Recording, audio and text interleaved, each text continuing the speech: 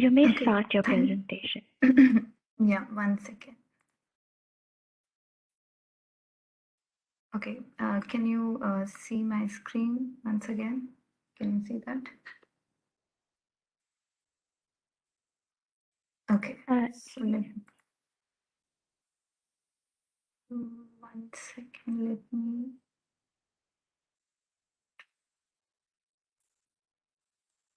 Okay, can you see that?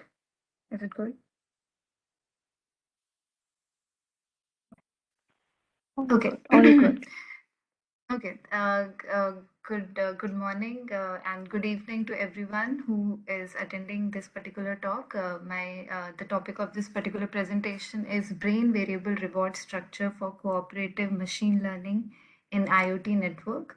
The outline of this particular presentation is I would be first talking about how AI, artificial intelligence, has benefited IoT, which is Internet of Things. Then briefly talking about neuroscience basics, which include human learning, dopamine. And then after that, I'll be talking about how the next generation AI system should be built, taking into incorporation the variable reward system and different kinds of other features that we can take in from human biology. And finally, I'll be summarizing my talk.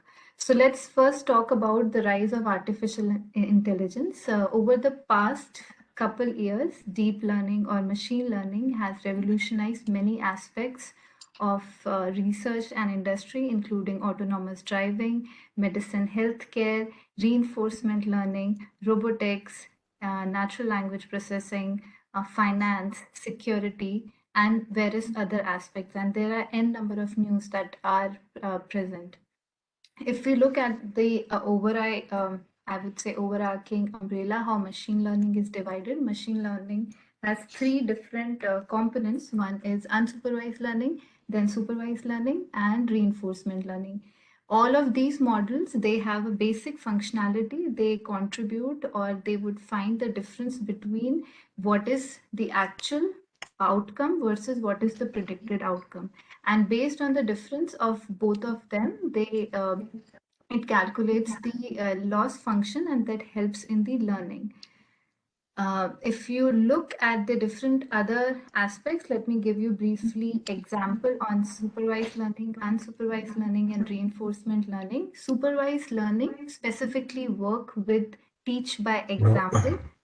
There is data which is entered into the system, and there is a I'm able to hear my echo back. I think somebody has made the mic. Can everyone mute? Okay, so I was saying that in the supervised learning model, we have a data which is input, and then we predict the output, which is the label over here. Supervised learning is an example of teach by example. So we give the model and we ask the model that you have to learn patterns out of it. So there is a function which maps the input with respect to the output. In unsupervised learning, it's slightly different. You teach the model with the help of, there is no labeling, and you find the cluster, you find the differentiation between the two kinds of or three kinds of different kinds of labels over here. And the underlying structure over here is that, like, let's suppose I give you an example of apple, and then the model has to predict what kind of fruit it is. So it's an unsupervised learning where you do not have a model to train onto it, but the model learns. Reinforcement learning, and specifically I'll be talking about reinforcement learning. Reinforcement learning is teach by experience, where we teach by experience in telling the agent or any kind of model over here that here's the world, and now you have to learn by yourself. And the way it learns is through a rewarding scheme. So if we look at the intricacies on how this model is developed, so there is an RL agent, which is I would say it could be an algorithm running on IoT node. It could be any kind of agent which is performing certain processing over here. So there are two things that we look whenever we are working with reinforcement learning, we have a state and we have produce an action based on the state. So there is an environment. So agent comes into the environment, agent processes the information, it takes the information with the help of states, and then it gives an action, or I would say the agent gives an action based on the output, or I would say the state that it is receiving.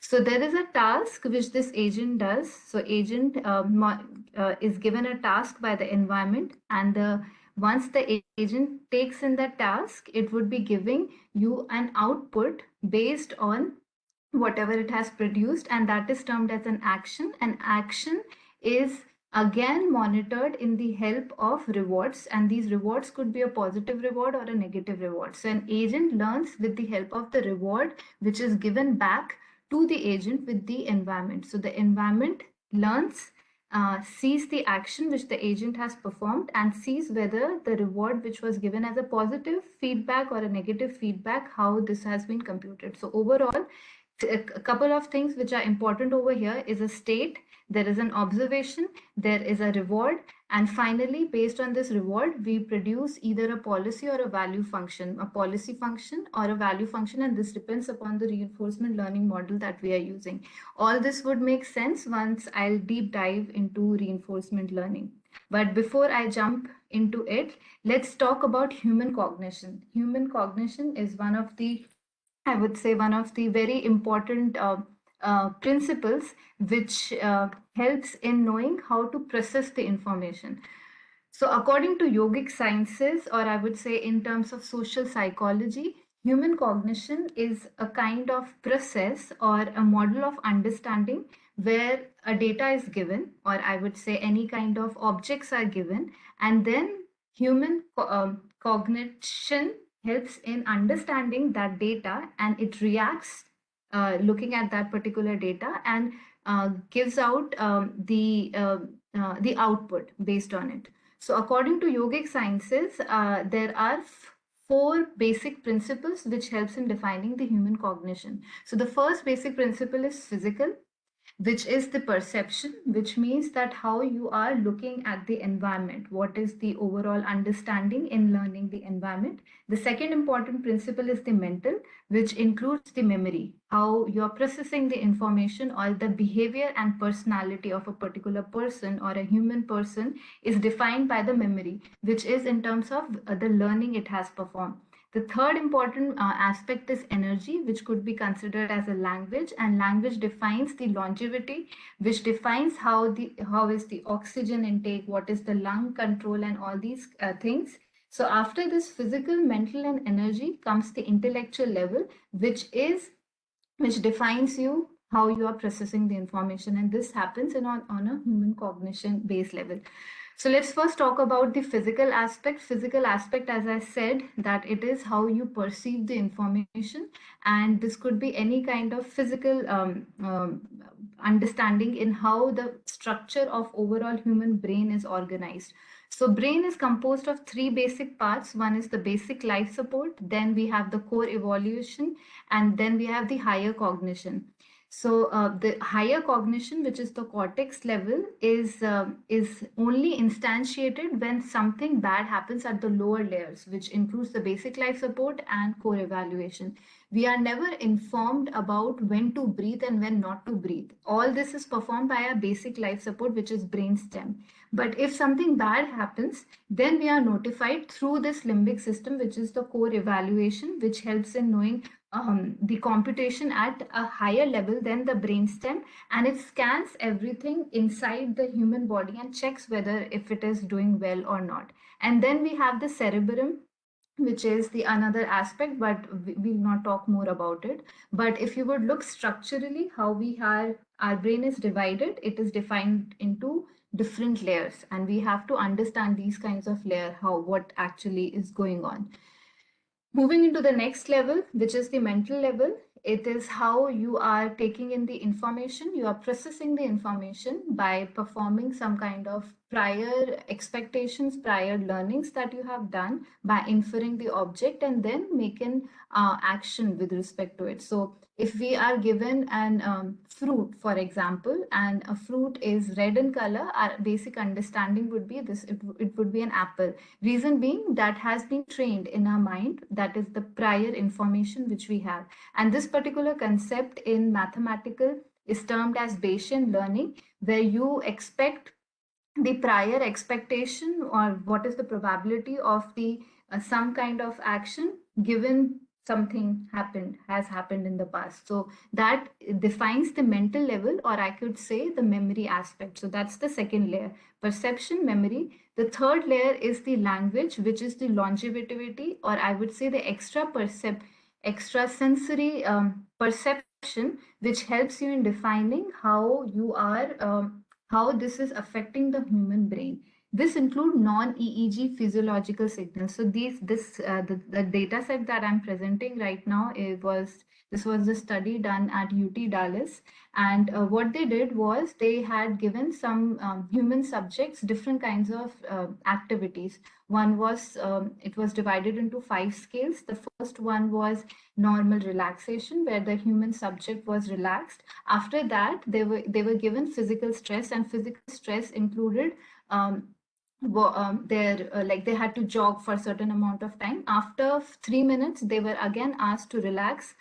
Again, there was an emotional stress given to them, and the emotional stress include they had to they have to read certain kinds of instructions, which was in the reverse order, followed by some cognitive stress where they have to do certain kind of mathematical operation, then followed by they had to relax, and then again emotional stress was given, and then relax. And we were monitoring over here the acceleration, the temperature, the electrocardiogram activity, heart rate, and arterial oxygen level.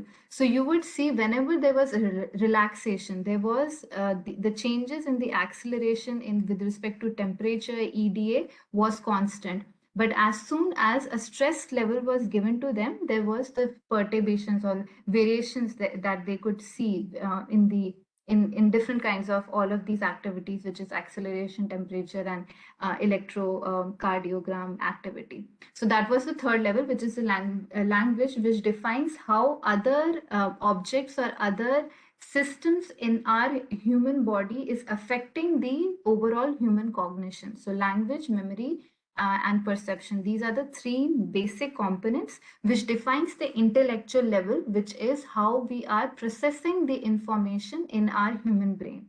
All this is biological. Why? The reason I'm talking about all of this is because it is required for the understanding of the proposed model. That's the reason I'm talking about each one of them.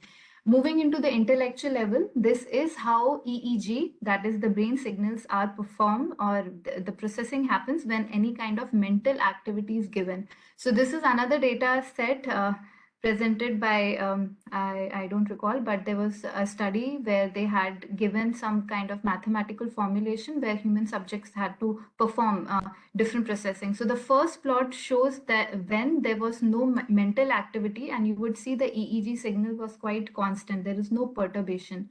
However, when the human subjects were given certain kinds of mathematical arithmetic operation, they could see different kinds of perturbations, which was variations. And these variations are defined by alpha, beta, theta, and delta waves. But specifically, we were looking at the alpha and beta changes, how the changes are happening in the human brain when mental activity is done.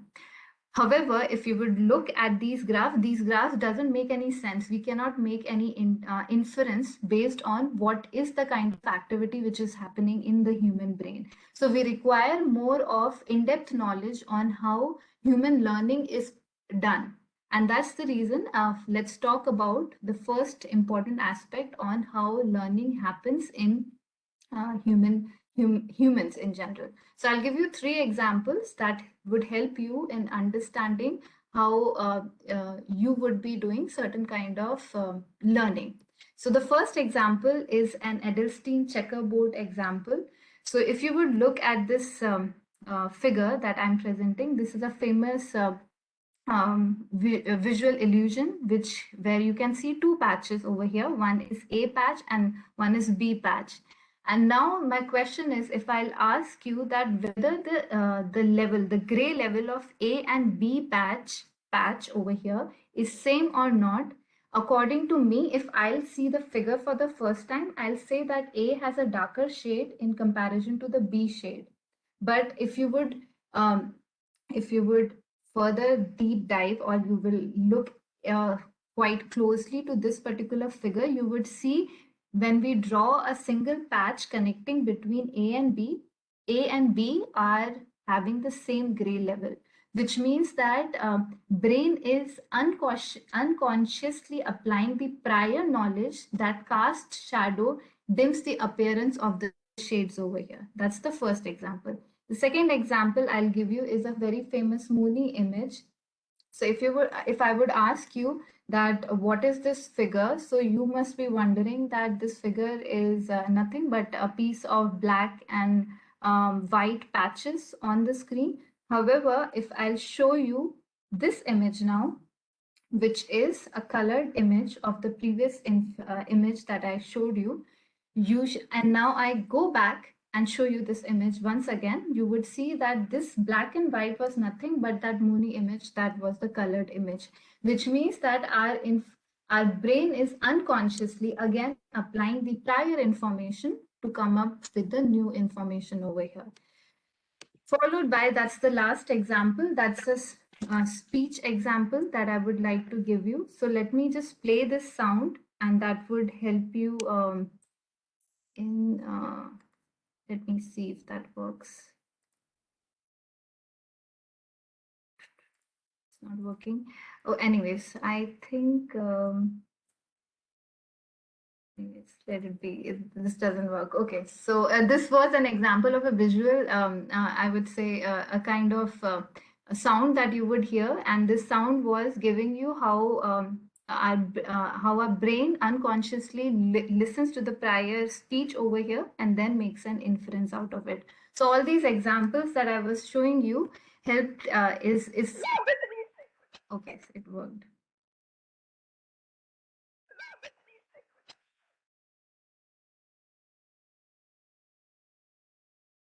The man read the newspaper at lunchtime.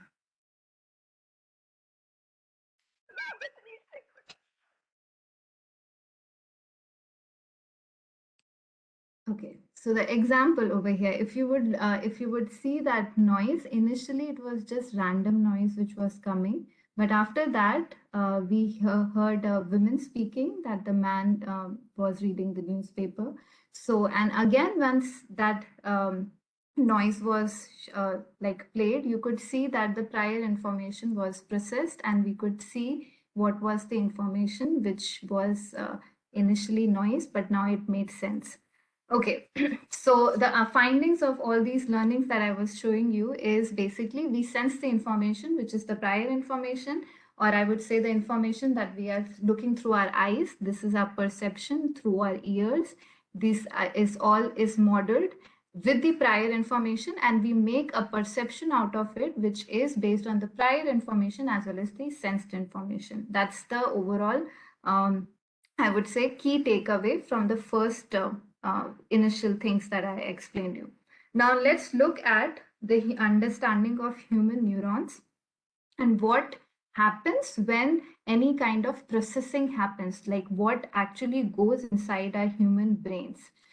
So first of all, in order for you to understand this particular aspect, we have neurons in our nervous system. Neurons is the main component of nervous system which helps in processing and transmitting information using electrical and chemical signals. They comprises of three basic parts, which is dendrite, we have the cell body, we have the axon, and finally we have the terminal.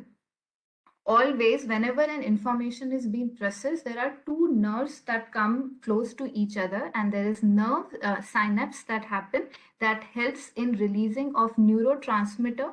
This neurotransmitter leads to another I would say synaptic efficacy, which is the primary reason we learn. And if this math biological terms doesn't make any sense to you, let me give you certain examples that would help you how synapses happen. So this particular study is done by one of my collaborator here at the VA Medical Center, and I have been working with him. And this study would help you in understanding of dopamine, or I would say the release of neurotransmitters. So remember, I mentioned when the two neurons come with close to each other, there is a neurotransmitter which is released. What is a neurotransmitter? We'll talk about it in a while. But this example that I will be showing you is a single scan dynamic molecular imaging technique. There are two tests over here. One is the control test, as well as there is a test task. And more specifically, we are looking at two kinds of operations over here. That is during the cognitive, when you are doing any kind of mathematical learning, versus when there is an emotional changes in your body, how your neurotransmitter is released. So let's look at these certain results that we have found. So as I was saying, when two neurons come into picture, like they come in close contact with each other, there is a neurotransmitter which is released. So if you would look at the figure over here, there are these red blocks, which is the neurotransmitter. In this particular study was done on some patients where ligand was inserted into the human veins. So these human veins, what it was doing was this ligand concentration has a close affinity towards the unoccupied receptors. So what they do is that whenever the ligand ligand was inserted inside the human veins, the ligand was occupying these unoccupied receptors, which means that neurotransmitter is still being released. The main intent of this study was to understand how ligand concentration changes with time. So if you would look at the normal learning curve, if we are sitting, if I'm talking right now or as well, there is a release of neurotransmitter. But this release of neurotransmitter, we don't know actually what is going on. This can be this can be learned by understanding how the ligand concentration changes. So it was learned that when with time, if we change the certain kind of activity, ligand concentration decreases. What is meant when ligand concentration decreases? It means that the neurotransmitter level increases. So these are reciprocal to each other. More amount of neurotransmitter released, less amount of ligand concentration would be there, because if more amount of neurotransmitter are taking these red blocks, then there would be very less space for the ligand to come over here, which is the main study over here to understand how the neurotransmitters are releasing. So there were two conditions over here. One was control condition and the other one was test condition. Control condition was when some random amount of data was given, and test condition was a condition when there was an actual learning, where it was given some kind of task and you had to learn from that task. So I'll give you two examples over here. Once again, one is with respect to the mental activity, and the other one is with respect to the emotional aspect. So these human subjects, so the two experiments were done. The first experiment is done on the motor memory, which is how your human brain processes when any kind of, I would say, how your human brain processes when mental activity is given. So these human subjects, they were given these they were shown a monitor. On the monitor, there were 3 stars that could come on either of these blocks, which is key 1, key 2, and key 3. And these patients had to press whenever they see a star on their keyboard over here. So during the controls setup, these stars came in arbitrary order, that they can come on key 1, key 2, key 3. So there was no learning. But during the testing condition, these stars were always coming in a pattern. So let's suppose it was a pattern of 10, where first it was the star came on key number 3, then 1, then 3, then 2, then 1, then 2, then 1, then 2, and then 3, and then 2, which means that there is a learning. So what happens over here, as I was saying, two kinds of testing we are doing over here. One is control test and the other one is control condition, and the other one is the test condition. So the overall scanning was for 40 minutes. The initial 25 minutes when there was no learning, and next after 25 minutes there was learning, where there was a pattern which was continuously being repeated.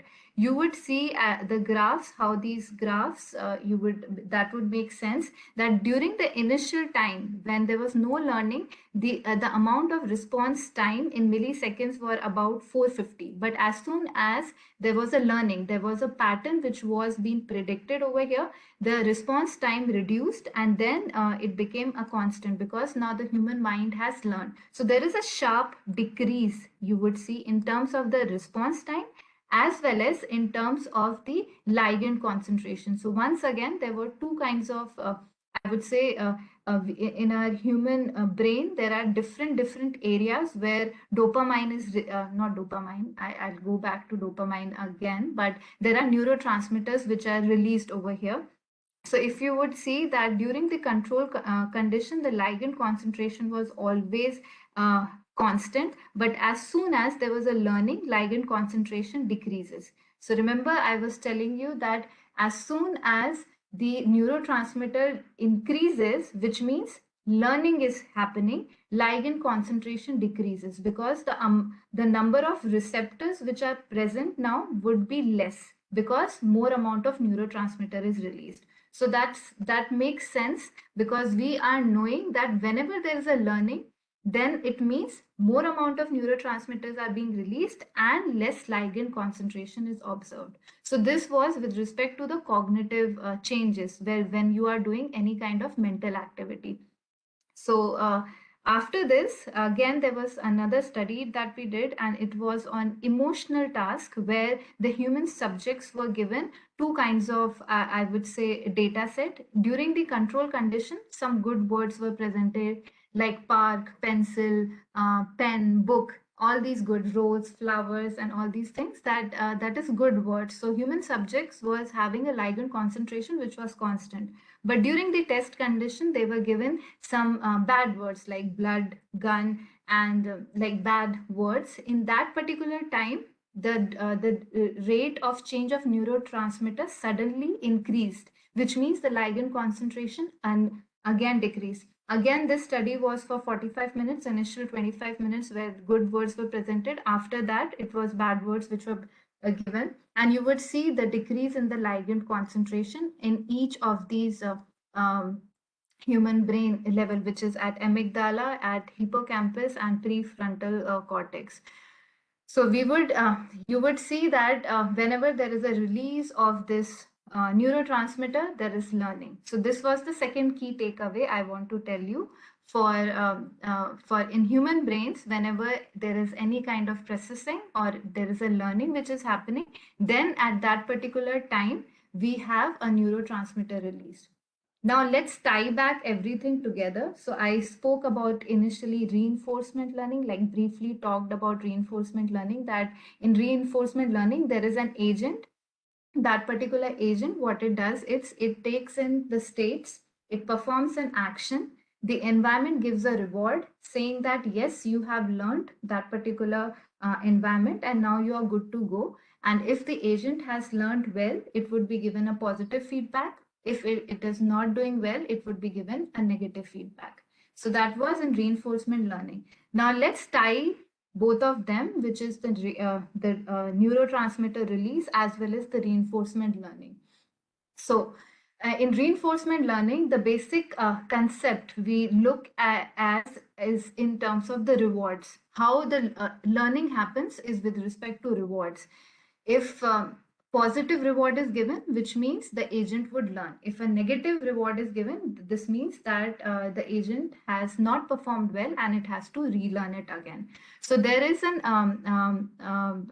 error which is called as temporal difference error. This temporal difference error helps in predicting, or I would say, the combination of the immediate reward with respect to its own reward prediction at the next moment in time. So it finds the difference between what you are achieving at that particular moment and what you were expecting. There is a difference. You calculate that particular difference in temporal difference in reinforcement learning. Similarly, in human brains, as you would see that a signal is released, there is a secretion of neurotransmitter that happens whenever there is a learning which is being performed. Whenever there is a learning, you would see the rate of change of ligand, the rate of change of dopamine, or I would say the rate of change of neurotransmitter. I was talking about this dopamine again and again, but I never explained what is dopamine. Dopamine is the rate of change of this neurotransmitter. So I was saying that the neurotransmitters are released. These are nothing but dopamine. And dopamine is the main, and I would say the basic underlying feature in reward processing. So whenever we are doing any kind of task, whether if we are learning, if we are talking with someone, if we are eating chocolates, there is a rate of change of dopamine that happens. What is that rate of change of dopamine? That is the rate of change of neurotransmitters which are being released. So it means that if you are very happy, the rate of change of neurotransmitters would be high in comparison to if you are not that happy, if there are certain changes. So this dopamine, which is the rate of change of neurotransmitter, is analogous to the rate of change of temporal difference, which is the difference between the immediate reward versus what you are expecting. So this reward prediction error is the main concept over here, which means that you were expecting a reward of 5, but like you were expecting it for a 5, but you received 2, which means that there is some changes which is going on. And whenever this change is going on, this means that dopamine is released. So let me give you certain examples to help you illustrate. So there was this study on monkeys as well as even on human subjects, where we understand the rate of change of neurotransmitter. This could be with the help of ligand, because ligand is the only, I would say, it has a closer affinity towards these neurotransmitter. However, we can always examine these dopamine levels through different other techniques as well. But I'm specifically looking at these PAT images that I showed you in the prior slides. But if you would look over here, so the first graph, if you would see this particular graph, this graph is an example of monkey who was asked to press the lever. So that monkey could either press a left lever or a right lever. So whenever the monkey was pressing a right lever, at that particular time, he was given bananas. Like that was a reward to the monkey. So the next time the monkey would again try to press either left or right, but let's suppose that if it presses right, if again it presses right, and if he was given banana, you would see that as soon as the reward was given here, once again, as soon as the reward was given, which was in the form of dopamine, you would see that the rate of change of dopamine happened. There was suddenly the neurotransmitters were released. That's the first thing. The second thing is when the same monkey was given a cue, a kind of signal before the reward was given. So before providing bananas to the monkey, there was a green signal which was given. And as soon as a green signal was given, during that signal time, the rate of change of dopamine happened, not during the reward. So even though the monkey was given banana, after the signal was given, the dopamine, the rate of change of neurotransmitter, was released only and only when the signal was given. So when there is an expected reward, when you are expecting a reward at particular time, there is a dopamine activity which is being happening, or I would say rate of change of neurotransmitters are happening. But the same kind of thing, if you see that when the monkey was expecting, after the signal, he would be given a reward, which is in the form of bananas. Over here, the rate of change of dopamine suddenly increases during the signal, during the cue. However, when the monkey was not given banana during the reward, the rate of change of dopamine level suddenly decreases. So the key take away from this particular learning is that we should have a fine balance between the positive feedback and the negative feedback. The reason I'm explaining all of this is with respect to two things over here. So let's tie back everything that we have learned. Human learning, which happens with the help of dopamine, and this dopamine is the rate of change of neurotransmitter. These neurotransmitters, what they do, they try to understand the reward schemes. These reward schemes could be different kinds of reward schemes, and I'll explain to you what are the different kind of reward schemes. And finally, how we can incorporate all of this in reinforcement learning based model. So first of all, talking about different kinds of reward schemes, there are 4 kinds of reward schemes that can happen: fixed interval, variable interval, fixed ratio, and variable ratio. Mostly all the reinforcement learning models or machine learning models are based on fixed ratio and fixed interval, which means that the reward is given after certain amount of time, or I would say after certain amount of responses, and these are fixed in number, which means at 5 minutes the agent would be rewarded, or after 2 responses the agent would be rewarded. Here there is a good efficient system. However, if you would look at different machine learning models, like all these social media websites, why people are getting to phones, or I would say why people get addicted to gambling, this is because we have an instant urge. There is a release of neurotransmitter that happens, which happens during the variable interval versus the variable ratio, which means that we are not expecting a reward at a particular time and suddenly we are rewarded at that particular time. There is an instant burst, and as soon as we observe this instant burst, there is an urge to relook it as again. So if we are checking our social media website, if we post our picture, we always want a instant gratification, which is in the form of likes and dislikes, and this happens on variable time interval, and that's the reason people are more addicted towards the variable these social media, gambling and other thing, which is because when you are not expecting a reward and suddenly that reward is being given. So finally, you would see that there should be a perfect balance between the positive and the negative feedback, and this should not be given on different time instances, but at different responses. That's what that's the key takeaway, I would say. Now I'll be talking about the very important use case where I have applied all these learnings, which is in the form of human learning, which is in the form of dopamine, which is in the form of rewarding schemes. So in reinforcement learning, we have this actor critique model. Actor critique model is a model which takes into 2 aspects. One is how we are training, how we are optimizing the policy, plus how we are optimizing the value function. So reinforcement learning are of 2 types, which could be either policy based or value based. Actor critique model is inspired exactly from the human brains. As I was talking about dopamine, and we saw certain results that dopamine is released at different human levels. One is at the dorsal stratum level and other one is the ventral stratum level, and there is a rate of change of dopamine activity that you monitor, and we saw a certain example during the ligand concentration. This happens in the human brain. If we try to model the same thing in the reinforcement learning model, we can have an actor critique model where actor tries to find an action, optimal action, and the critique tries to critique that action that this agent is taking, whether it is correct action or whether it is a bad action. So there is the rate of change of temporal difference. If, remember I talked about this temporal difference where I was calculating the difference between the actual reward versus the predicted reward, and if the difference between them is less or zero, then there is learning which is happening, otherwise there is no learning that is happening.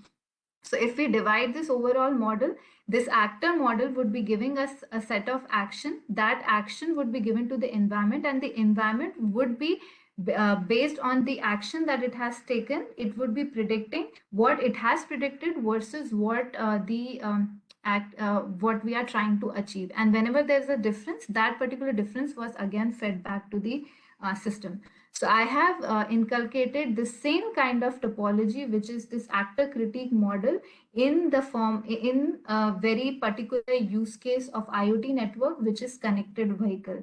So in connected vehicle, and I'm talking about a very specific example over here.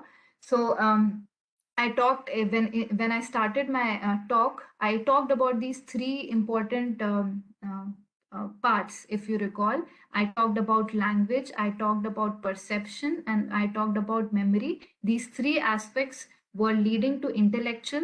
That intellectual was leading into human cognition.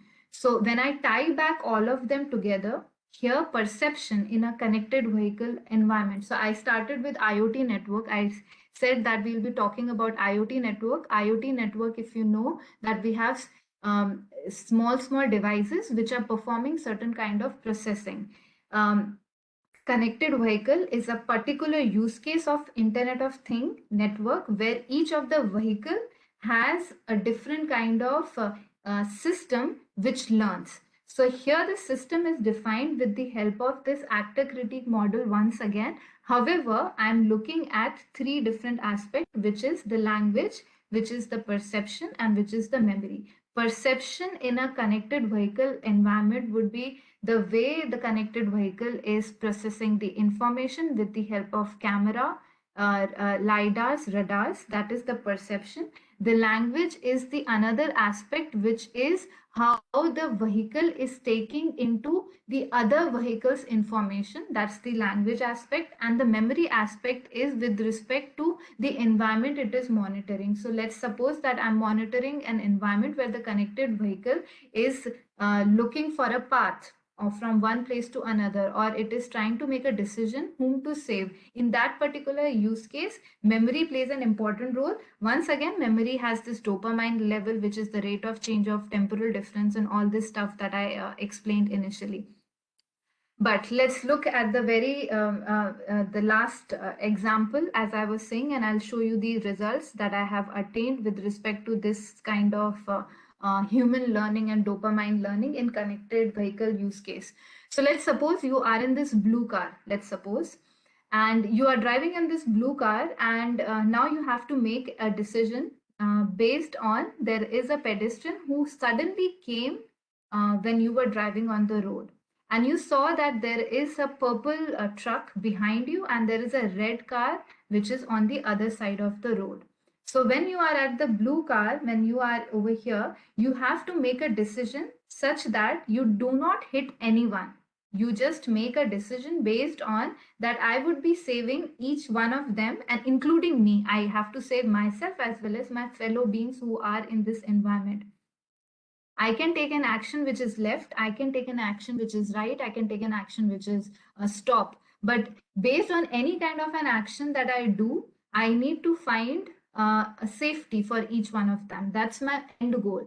How do I achieve them is through the distance that I would be calculating with respect to that car, with respect to all kinds of objects over here, which is this red car, the pedestrian over here, the purple truck behind, and there is this wall over here.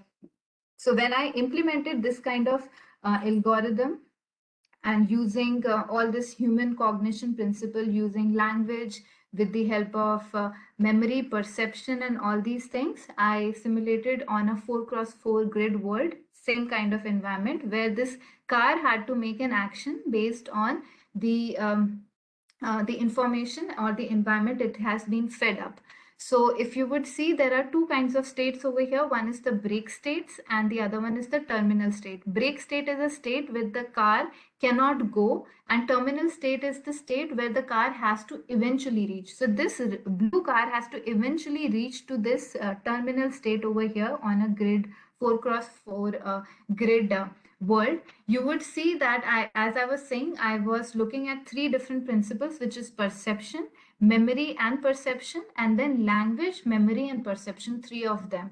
So when the car was making decision or an action which was specifically related to the perception, which means how it is sensing the information. So if I'm driving in the blue car and I'm just looking at the objects over here, at that particular time, the temporal difference, the difference in the rewarding scheme was quite varied. It was showing lots of variation. However, when I included memory, which is the prior information, if the blue car was in the same position in the prior, at that particular time, the rate of change of temporal difference was again very high.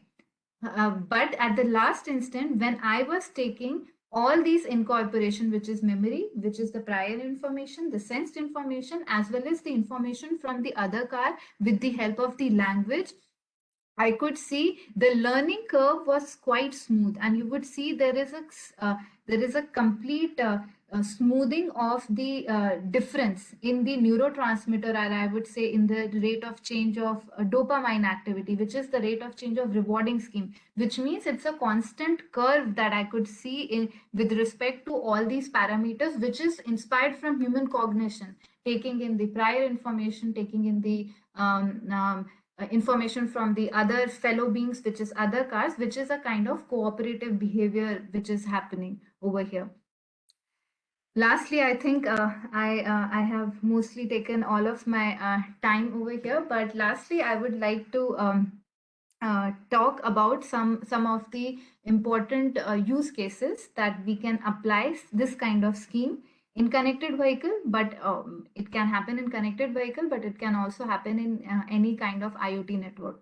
So far, I was discussing about only cooperative network where each of the other cars or each of the vehicle was making decision based on cooperation among the other car or other vehicle, where there is no conflict which is happening.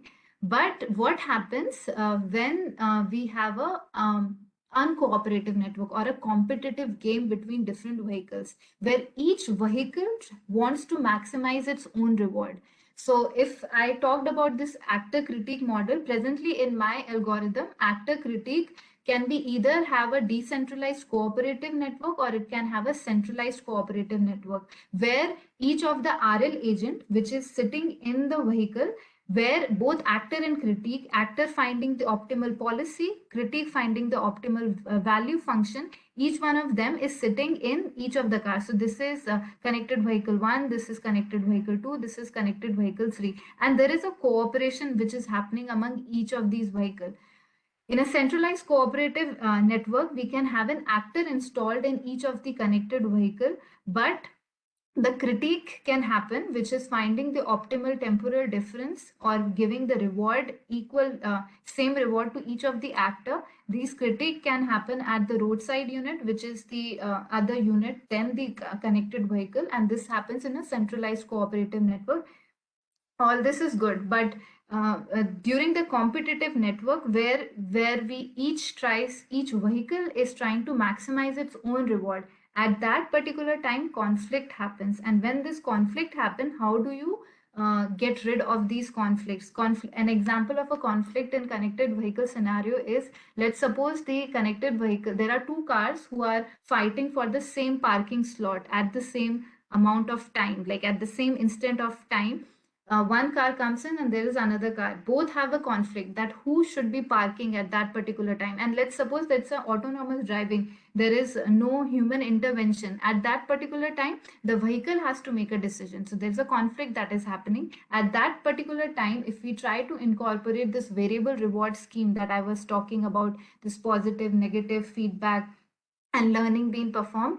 So we require a system which is, or I would say, this reinforcement learning based models should be inspired from human cognition, how human brains in general work. And if we try to achieve this, whether it is in a cooperative or whether it is in a competitive game, we would have an efficient system rather than an just a powerful system. By efficient system, I meant to say that taking inspiration from human biological subjects is it can be arguable, but I would say the best example to learn from any human inspired model is that during the catastrophic conditions, whenever there is a catastrophe happened, any basic RL agent or any kind of machine learning agent would see certain kind of perturbations, and we saw that with the help of the example that I showed you. There is a perturbation which you could see, but if we try to smoothen in and take into consideration this human cognition aspect, you would say that there is learning which is happening, but we do not see all these perturbations, which means that we are making an efficient system rather than just a, I would say, accurate system. And efficiency is important when we are looking at the safety aspect of humans. And whenever we are looking at the safety aspects, we need to have a model which is inspired from human brains. So with this, I would like to end my talk. If there is any question, I can answer the question, but yes, thank you.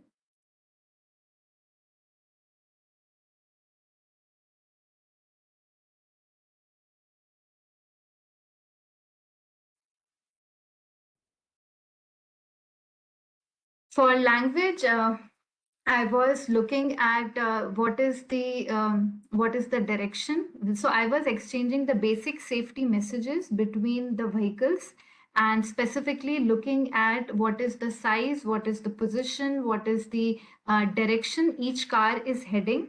And these language basic safety messages were shared among each of the connected vehicles.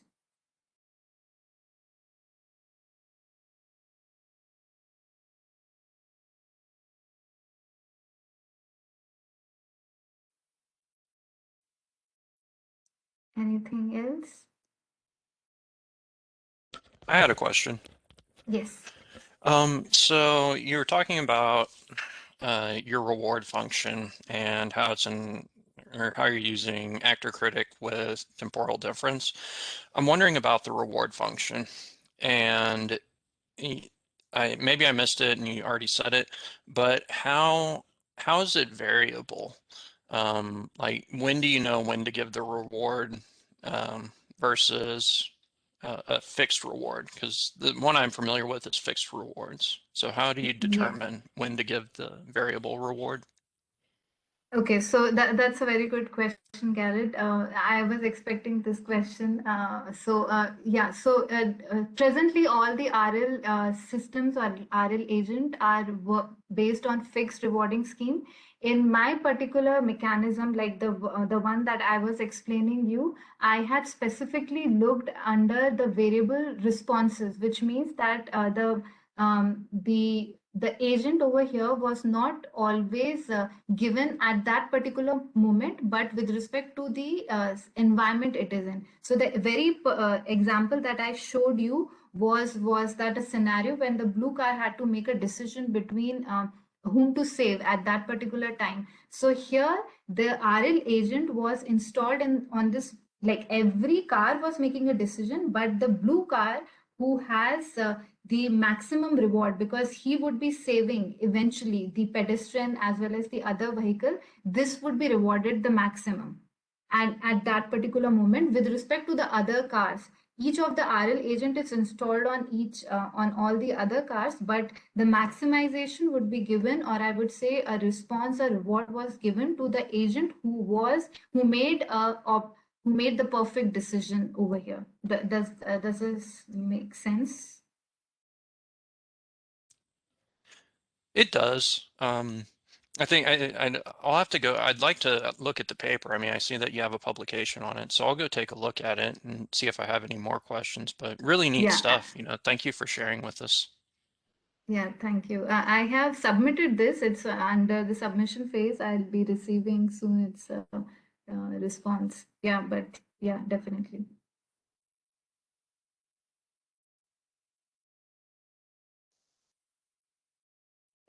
Is it like the rewards are proportional to the risk involved? Not the risk involved. I would say rewarding over here is the distance. So here, for a particular use case that I told you, I was monitoring the distance, the minimum of the distance between each of the objects. So when the distance between each of the objects was with respect to a particular threshold, and I define that particular threshold saying that this should be the minimum distance, and when there is a minimum distance which is attained, that means that you have to give a reward, because nobody was harmed in that particular environment and everybody was saved. So there is no risk involved, but yeah, rewarding scheme was more involved towards the distance between the vehicles over here.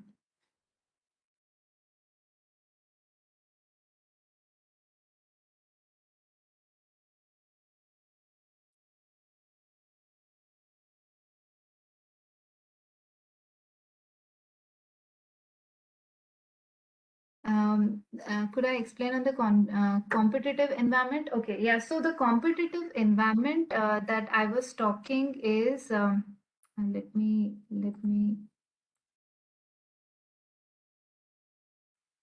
So this competitive environment which I was talking is when, let's suppose right now, the example that I gave you was where everyone was trying to maximize, or I would say everyone was looking at the safety aspect. But let's suppose the example that I gave you, very specific, was a connected vehicle scenario where there were two cars who were fighting for the same parking slot, which is in terms of the autonomous driving example that I was giving you. So here in this case, when the two cars have a conflict where there is a competition among the cars that who should be maximizing, because everyone here is trying to maximize, because I want to maximize my reward, the other vehicle has to maximize its own reward. So we require a better, I would say, approach where all the members of the population, which in this case would be all the members of the connected vehicle, they learn according to a rewarding scheme which is not only beneficial as a whole but also on individual levels. So one way that we can deal is using, this particular work is once again on, I'm submitting this particular paper, and this is taking human cognition in general, how human cognition, so whenever we have a conflict at a workplace, how we achieve to a negotiation condition where each of them tries to maximize their reward by negotiating. So each one of them is trying to say, yes, I would be having the maximum benefit in this particular use case, and the other party also would be maximizing at that particular use case. But in the end, the goal over here in that particular scenario would be a scenario where we take a collective action, which is more towards the negotiation. And we can include, I'll give you the example that I have used in my study. I have used a consensus algorithm to reach to a optimal condition where there is a competition among different vehicles. Is that clear? Or you can ask, you can email me if you have more questions.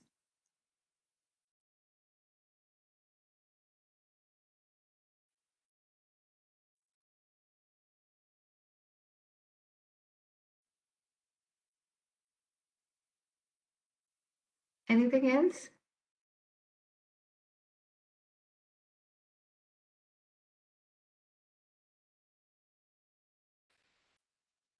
No. Yes, Rami. There is another question. I'm sorry. Okay, so by looking at the conflict among the actors, I sort of connected with Nash equilibrium. Thank you.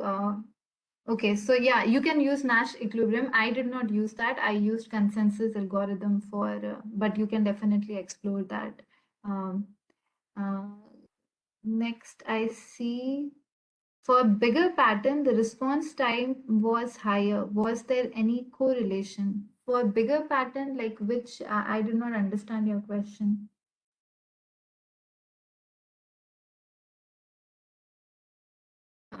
You meant to say for the dopamine thing, the response time, like which particular study? Was it the secretion of neurotransmitter? That's what your question is?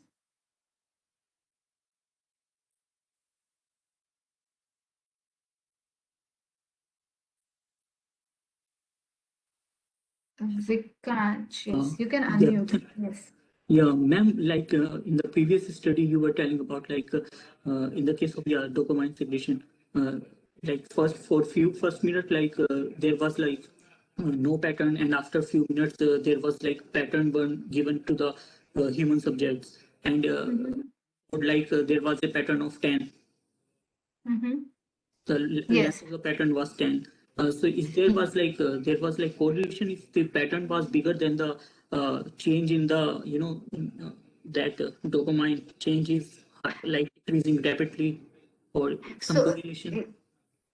yeah, I can say that there is a correlation, but I would say thus the intent of that particular study was to understand how the dopamine, how the learning happens. So the main intent over here was to understand, like besides the response time, the other aspect that we were trying to understand was that how the ligand concentration decreases or changes with respect to time. So this learning could be variable. So we can install a system instead of 10 length, we can have a 5 length system. But whenever there is a learning, any slight amount of learning, so whenever there is uncertainty in life, even though if we see that if there are changes in our life, we would life is more exciting, and the reason life becomes more exciting is because we have this dopamine which is being released. But in the same thing, same case, if it is monotonous, which means that we are doing same kind of task every day, at that particular time, there is no change that we would see. So I would say any kind of learning, whether it is even talking, even listening to music or eating chocolates, there is a rate of change of dopamine level. With respect to, I would say, the learning pattern, that learning pattern could be variable. So if it takes large amount of time to learn, and then as I said, the example that I gave you was variable reward scheme and variable ratio scheme. At that particular moment, we know that we would be rewarded, but we don't know when we would be rewarded. So there is always a change that we can see in the human subjects, that that particular learning takes time, but eventually we would be reaching to a level where we reach when we are rewarded, then we are happy at that particular time. So I hope that makes made sense. Yes, ma'am, absolutely. Yeah, it cleared. Yeah, cleared all doubts. Thank you very much.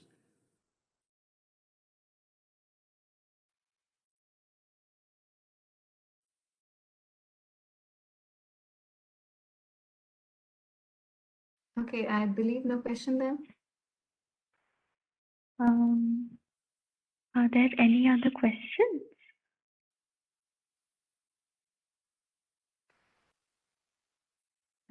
I don't see any on chat.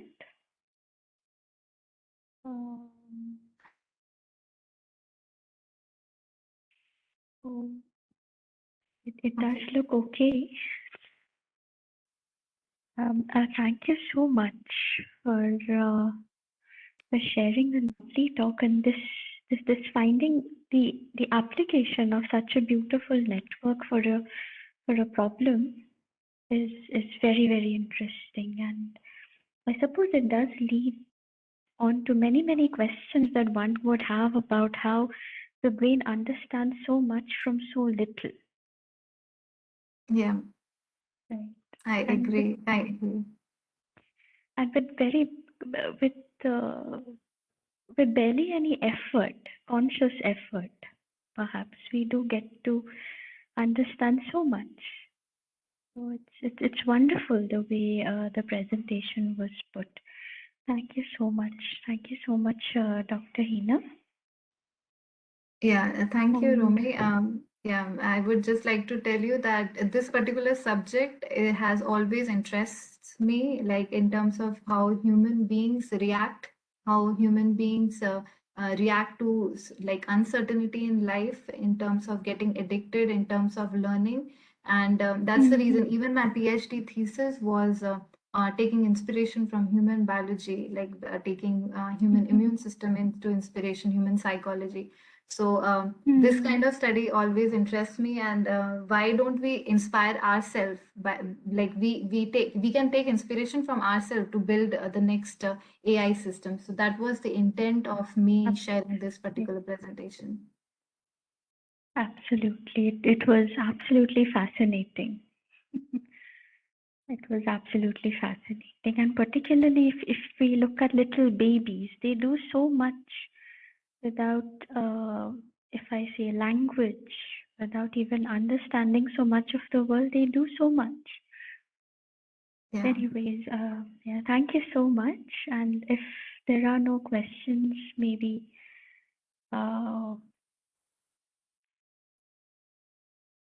Okay. Yeah. Uh, I see no questions so far. okay then. Right.